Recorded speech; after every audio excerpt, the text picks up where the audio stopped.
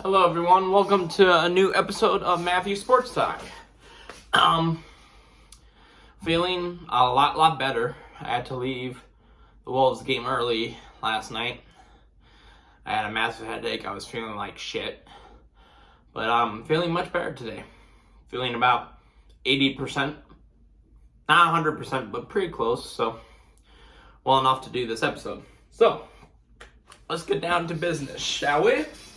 First off, yes, recapping the Wolves game last night. They won 105-101 over the Miami Heat. It's a little disappointing because no Jimmy Butler for Miami, no Tyler Hero. So they're pretty much playing against the Miami Heat's B squad, and they only beat them by 4. Towns had a decent night, 25 points, 8 rebounds, 9 assists. Edwards had 22 points, 7 rebounds. McDaniels, 18 points. Very solid. Gobert and Russell were pretty quiet.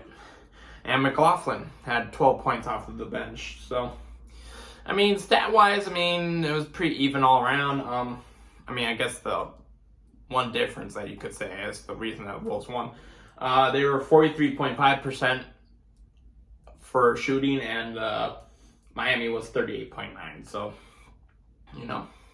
almost a 5% difference there, so that's pretty significant. So, they're on a 4-game winning streak, and they're above 500.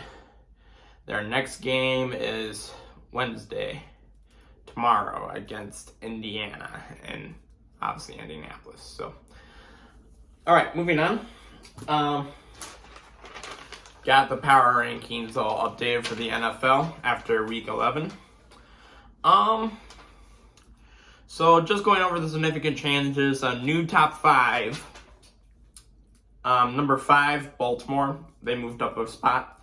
Number 4, Miami, they moved down a spot for number 3.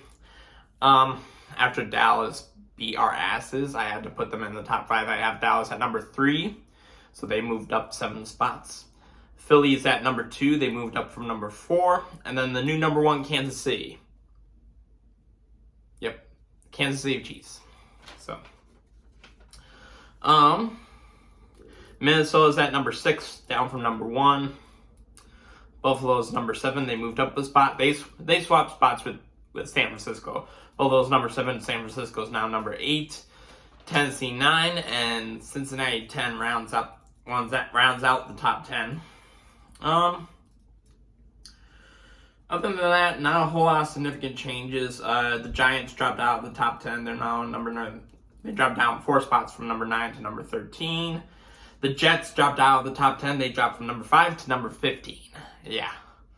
Losing to New England like that would do that to you. Detroit's into the top 20. They're number 18. The Chargers dropped 5 spots from number 14 to number 19 after their loss to the Chiefs. Other than that, no other significant change. New Orleans moved up from number 27 to number 22. Big fucking whoop-de-doo. Green Bay stayed at number 25. The Raiders climbed out of purgatory. They're now number 27. Rams.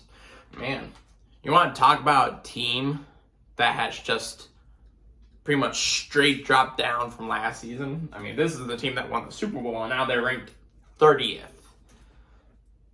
3-7. If you told me at the beginning of the season the Rams would be 3-7 after 10 games this season, well, it is true. Injuries have not helped them, but still, not pretty. Denver's number 31, and Houston still at the bottom at number 32. So that's the weekly power rankings. Now, my segment where I go over the top performing at both quarterback, wide receiver, running back, and tight end of this season. I tried to do these like top 10, except for tight ends was top 5, but I did do some honorable mentions. So starting off with quarterbacks. At number 12, honorable mention is Jimmy Garoppolo. The 49ers, they're winning, and Garoppolo's not contributing to any issues, so that's why he gets number 12. Number 11, despite their team's record, is Jared Goff of the Detroit Lions. He's been all right so far. And, I mean, the Detroit, heck, they've won 3 straight games and are in second place of the NFC North. I'm not saying this is leading to playoffs, but heck, you never know. They just seem to beat teams. I don't know how, but... So, yeah, now, getting into the top 10. At number 10, you'll find the guy who people call him, a stat guy. He doesn't play well in prime time, doesn't show up in the big games. Yes, that's right. It's Kirk Cousins of my Minnesota Vikings. Yes, he's had some bad performances, but I would only say the only game that he's really cost us this season was obviously the loss to Philly. I mean, we were lucky in Buffalo. And the game against Dallas, it was like, ugh. Like, honestly, if Micah Parsons or if anyone, not just Micah Parsons, but if anyone's on your ass, get rid of the football. Don't hold on to it and risk, a sack. Or worse, a sack fumble. Or strip sack, as they call it. So, yeah. Don't do that. Number 9, might be surprising to some, Justin Herbert. I know you're like, a kid wonder? Boy wonder? No.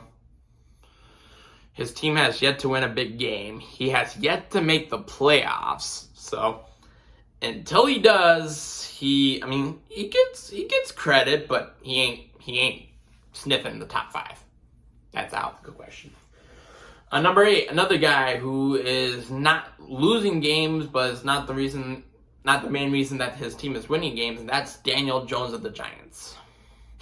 He's managing games right now, and Saquon Barkley is just flat out balling. But yeah, that's how it is. He ain't. Sorry, he ain't winning games. He's just managing them. So Daniel Jones is at number 8. Number 7, another shocker of the season, Geno Smith, Seattle. Who would I ever thought? Honest to God. I thought it was going to be the Drew Lock show, but Geno Smith, whoo boy. He might get some MVP votes just because of how well he's doing this season. And the fact that Seattle is currently second place in the NFC West, nobody predicted that. I didn't predict that. I thought they were going to be one of the worst teams in the league this season, but I've been wrong a lot. Between the beginning of the season and now, I've been wrong about a lot of things. I thought, Tampa Bay was going to be decent with Tom Brady coming back. That's a lie. I thought Aaron Rodgers was still going to be Aaron Rodgers. That was a lie. I thought Rams were still going to be good. Lie. So, I thought the AFC West was going to be the best division of the whole league. Lie. So, yeah. Moving on. At number 6, just outside my top 25, not top 25, just outside my top 5, Joe Burrow, Cincinnati. He's coming back to form. Not having Jamar Chase at the moment kind of hurts, but he's finding other ways to win. Screw porn star Jimmy. He's the sexiest man. He's the sexiest quarterback in the whole league. As a gay guy, if there was one quarterback I could go after and get passed on in the NFL, it would be Joe Burrow. Just letting people know. So now we get into my top 5. At number 5, Lamar Jackson, Baltimore. The guy who, I don't know how he's still playing without a long-term contract, but he will probably get one if Baltimore is smart.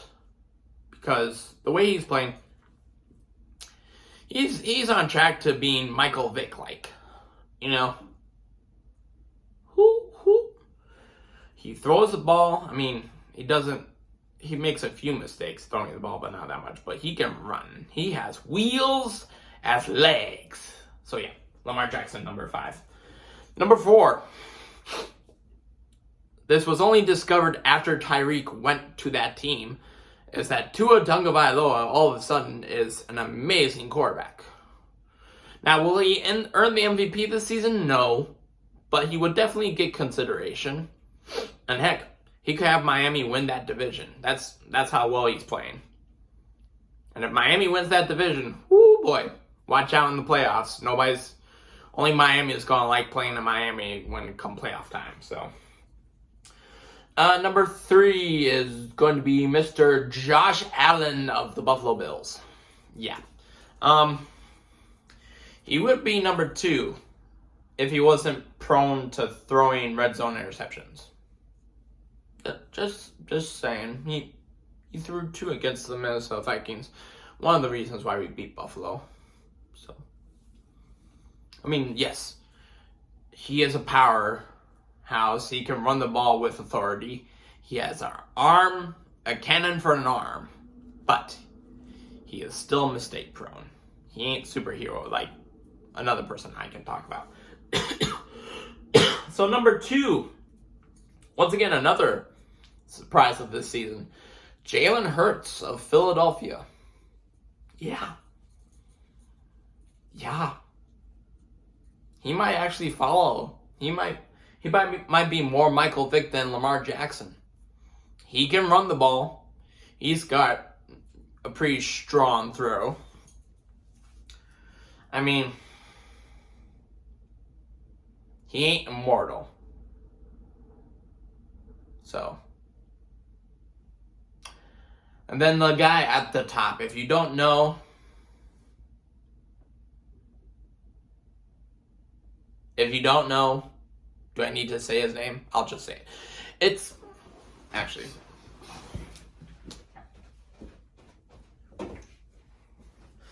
this guy! The number 1 quarterback in the whole NFL right now. Patrick Mahomes, my man. My homie Mahomes.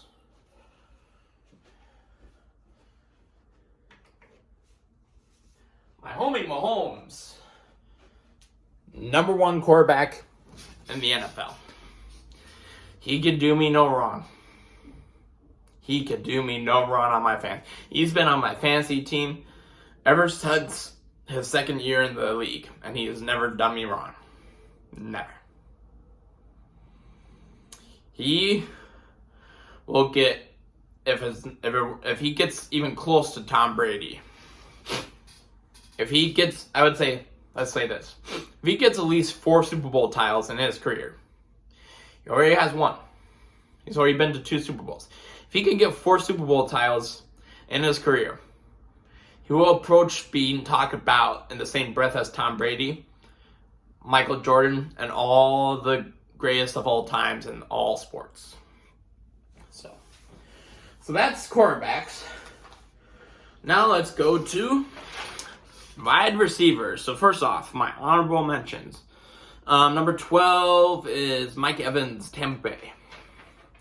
He's kind of declined this season, and of course, Brady hasn't looked his best, so that's why Evans is not in the top 10. And number 11, TJ Lockett of Seattle. Now, I know some people are like, what about DK Metcalf? Have you looked at TJ Lockett's stats? I mean, I'm basing a lot of these off of fantasy stats, so maybe not the best indicator, but TJ Lockett's been pretty good. So, now getting into my top 10. At number 10, Christian Kirk, who, I can't remember who he plays for, Christian Kirk. I think he plays for Jacksonville now. He used to play for Arizona. I think he plays for Jacksonville. Christian Kirk, he's a baller. Yeah. I'm sorry. The fact that I don't know for certain what team he's on now kind of, bugs the crap out of me. So moving on. At number 9, and I know I'm going to catch some heat for this, Jamar Chase, Cincinnati. He probably would have been higher if he wasn't injured right now. So, number 8, CeeDee Lamb, Dallas. He gets his stats, but that team really relies on the play action. And I'll talk about this player later, but this player. So, number 7, Jalen Waddle. Tyreek going to Miami has definitely elevated Jalen Waddle. He looks like he could be a legit number 1 on one team if, Miami deals him, which probably won't happen. Number 6, and this is a player that I feel very, very bad for. Not because of the fact that he left the Green Bay Packers, but because the team that he left to go play on sucks like... Well, I rephrase that metaphor. Smells like shit is Devontae Adams. He's still balling. He's still getting catches, touchdowns, etc. But the team he's on stinks. Almost as bad as Packers. I mean, just a little bit worse. Number 5. And this guy went from a team who very much emphasized the run. He barely contributed to a team where he's almost praised for his pass catching ability. And that's A.J. Brown of Philadelphia. A.J. Brown has elevated Jalen Hurts. And Jalen Hurts has also elevated A.J. Brown. So, it's a revitalization, folks. Number 4, and I really should drop him more, but this came out before he got injured. Cooper Kupp, Rams. He's still Cooper Kupp. He's still going to be the only player that the Rams throw to if he's healthy. So, yeah. Number 3. A guy who you may have known as the main proponent of the Minneapolis Miracle. The guy the Vikings traded away to Buffalo to get the draft pick that got that man right there. And that is Stefon Diggs. Now, don't hate me, Diggs. I still like you. But yeah, I mean, number 3. Solid top 3, but not quite. Number 2, another surprise. Used to play on the same team that guy is, but now is with Tua and Jalen Waddle. Tyreek Hill. Yes, he's the fastest man alive. Yes, he's the cheetah. Yes, he's always seems to be open, which is insane. But the number 1 wide receiver right now in the league. And yes, this might be biased because I'm a Vikings fan, but I don't care. Because you know why? This man, if he does not get Offensive Player of the Year, it is a crime of historic proportions. And that is this man, Justin Jefferson, JJ. Gritty time!